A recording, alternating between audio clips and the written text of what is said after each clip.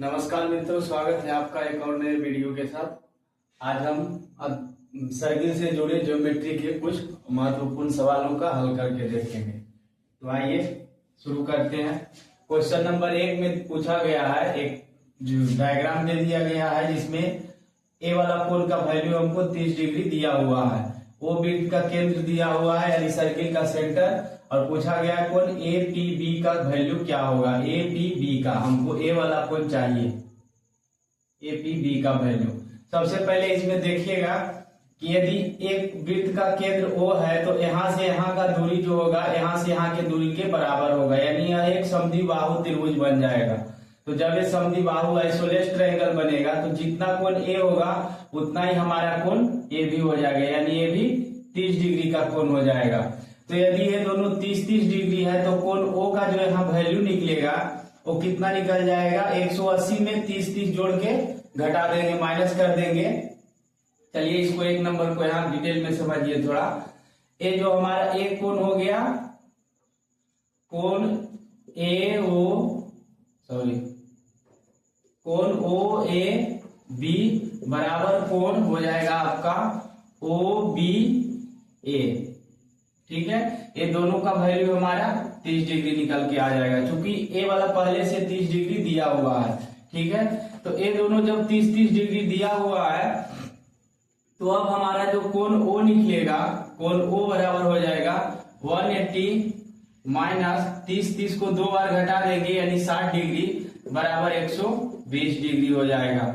दूसरा चीज हम लोग जानते हैं कि जो किसी भी जीवा, ए भी एक जीवा है, यहाँ पे ए भी अगर समझिए तो लिख दीजिए ए भी एक जीवा है। ठीक है,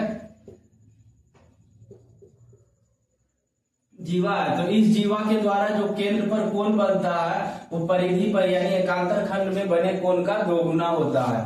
ठीक है, तो यानी ए अगर 120 डिग्री कोण का वैल्यू ए वाला निकल के हमारा आ गया 120 डिग्री, तो ए वाला इसका आधा हो जाएगा यानी 60 डिग्री इसका वैल्यू आ जाएगा, यानी कोण ए पी बी बराबर हो जाएगा 60 डिग्री।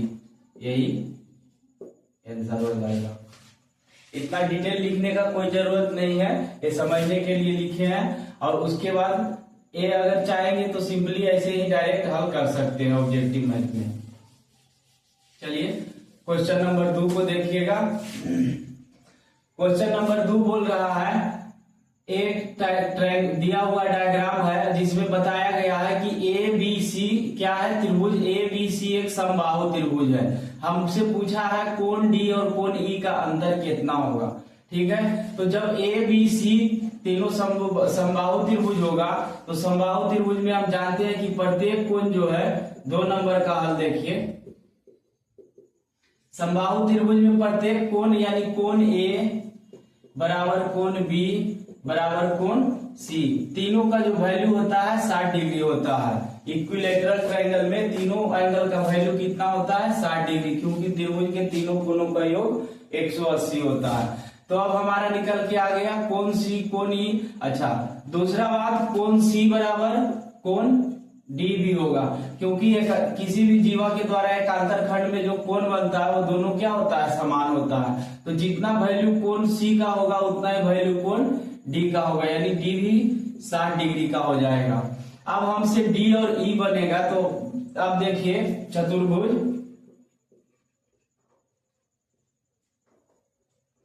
चतुर्भुज क्या लिखेंगे, ए डी बी ई में। ठीक है, समझने के लिए लिख रहे हैं ताकि समझ में आए। ए डी ई बी में क्या हो जाएगा, यह वृत्त के अंदर एक क्या हो गया, एक प्रकार का चक्रीय चतुर्भुज है।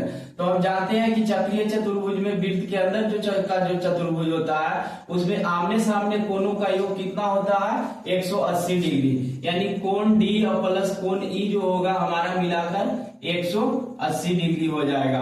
कोण डी का वैल्यू हमको 60 डिग्री पहले से दिया हुआ है। ठीक है, अब प्लस कोण ई बराबर कितना होगा 180 डिग्री। यहां से अगर निकालेंगे तो कोण ई का जो वैल्यू हमारा निकल के आएगा, ठीक है, वो निकल के आएगा 120 डिग्री। ठीक है, ये 60 को इधर ले जाके माइनस कर देंगे। अब हमसे पूछा है क्या कि कोण ई और कोण डी का दोनों का अंतर कितना होगा। तो कोण ई का वैल्यू 120 डिग्री है, कोण डी का वैल्यू 60 डिग्री है। तो सिंपली बड़ा में से छोटा को घटा देंगे, अंतर निकल जाएगा, यानी कोण ई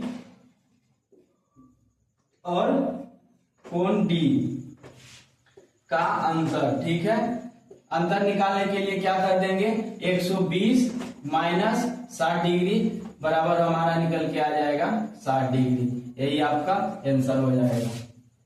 ठीक है, अब क्वेश्चन नंबर 3 को देखिए।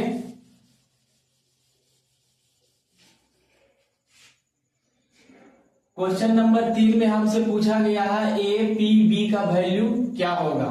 ठीक है,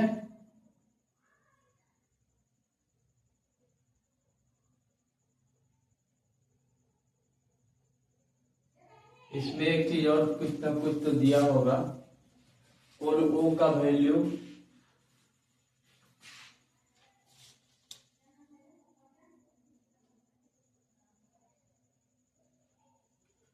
हाँ, इसमें ए वाला कोण जो हमारा दिया हुआ है 3 नंबर क्वेश्चन में देखिएगा, कोण ए ओ बी का बराबर हमको 90 डिग्री पहले से दिया हुआ है, क्योंकि जब कुछ नहीं देगा तो कोई सा टर्म नहीं देगा तो हम कैसे निकालेंगे।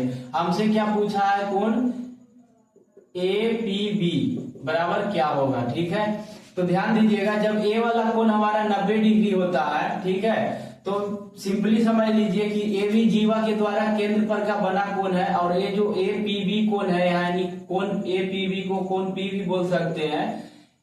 ठीक है, तो ए हमारा क्या है, ये परिधि पर बना कोण, यानी एकांतर खंड में बने कोण का क्या है, एकांतर खंड में बना कोण है। ठीक है, तो जो कोण P का वैल्यू हमारा आएगा वो ठीक केंद्र पर के बने कोण का आधा हो जाएगा, यानी इसको सिंपली मान लीजिए कि कोण O/2 हो जाएगा। AOB जो है हमारा, वो इसी को कोण O भी बोल सकते हैं डायरेक्ट में, तो ये कोण O का आधा हो जाएगा, यानी 90 डिग्री का आधा हो जाएगा।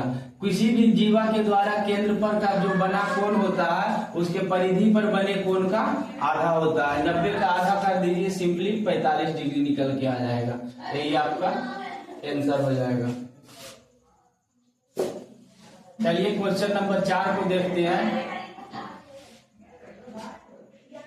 ठीक है, एक क्या दिया हुआ है कि पीए एक स्पर्श रेखा है, केवल पीए को स्पर्श रेखा बताया है, और यहाँ से पी से ही बिंदु पे पॉइंट पे लाके जोड़ दिया है, जबकि वो वृत्त का केंद्र है जो ए बी है हमारा, एक मान लीजिए इसका व्यास दिया हुआ है, ए बी सबसे बड़ा व्यास, सबसे बड़ी जीवा, एक जीवा भी है जो कि सबसे बड़ी जीवा है, यानी कि वृत्त का एक क्या है, व्यास है। जैसे ही केंद्र से जो गुजरेगा सबसे बड़ा जीवा वही होगा जो वृत्त का केंद्र से गुजरता है, तो वही एक व्यास दिया हुआ है। ए वाला कोण हमारा 20 डिग्री का दिया हुआ है। हमसे कोण एक्स का वैल्यू क्या पूछा है। ठीक है, इसको मिटा देते हैं। ए वाला यहाँ पे देखिए, हम जानते हैं कोई भी त्रिज्या जो होता है वो स्पर्श रेखा पर लंब होता है, यानी ए वाला एंगल हमारा कितना हो जाएगा, 90 डिग्री का हो जाएगा। ठीक है, ए वाला 20 डिग्री का दिया हुआ है, तो सिंपली ए तीनों ट्रायंगल में देख लेंगे तो एक्स का वैल्यू आसानी से निकल जाएगा, यानी एक्स बराबर क्या हो जाएगा, 180 डिग्री माइनस 90 डिग्री, अब माइनस ए वाला 20 डिग्री कर देंगे।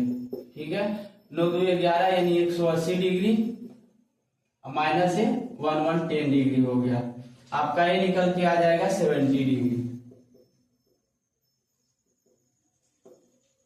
यही आपका आंसर हो जाएगा। चलिए सबसे लास्ट क्वेश्चन देखते हैं। यहाँ पे दिया हुआ है कि x का मान क्या होगा, हमको x का मान चाहिए। ठीक है, कोण D का यानी मान चाहिए। यहाँ पे कोण C के पास, बिंदु C पे जो है बाहर के कोण 120 डिग्री का दिया हुआ है। हम जानते हैं कि ये देखिए क्या है, स्ट्रेट लाइन है। ठीक है, इसका वृत्त का केंद्र है वहां है, तो हमको केंद्र से मतलब नहीं है। ये जीवा AB के द्वारा एकांतर खंड में बना 2 कोण है, तो हम लोग जानते हैं कि ऐसा केस में क्या होता है। 5 नंबर में देखिए कि कोण D बराबर कोण C होगा। ठीक है, लेकिन कोण C का ये जो अंदर का वैल्यू है हमको मालूम नहीं है, वो कैसे निकलेगा। कोण सी बराबर जो हो जाएगा 180 डिग्री माइनस 120 डिग्री का होगा। ठीक है, तो 180 डिग्री माइनस 120 डिग्री ये कैसे हुआ, क्योंकि कोई भी स्ट्रेट लाइन पर जो टोटल एंगल का वैल्यू होता है वो 180 डिग्री का होता है। तो बाहर का कोण 120 डिग्री दिया हुआ है, तो हम लोग अंदर का कोण चाहिए, तो 180 में 120 को जब माइनस कर देंगे 180 में 120 को, तो ये हमारा निकल के आ जाएगा 60 डिग्री, और यही बराबर कोण डी होगा। ठीक है, यानी कोण डी का जो हमारा वैल्यू निकल के आएगा 60 डिग्री आएगा। बहुत ही इजी टाइप का क्वेश्चन था, बस समझने का था। अगले वीडियो में इससे जुड़ा कुछ महत्वपूर्ण और भी सवाल, थोड़ा कठिन प्रश्न का हल करके देखेंगे। तब तक के लिए धन्यवाद।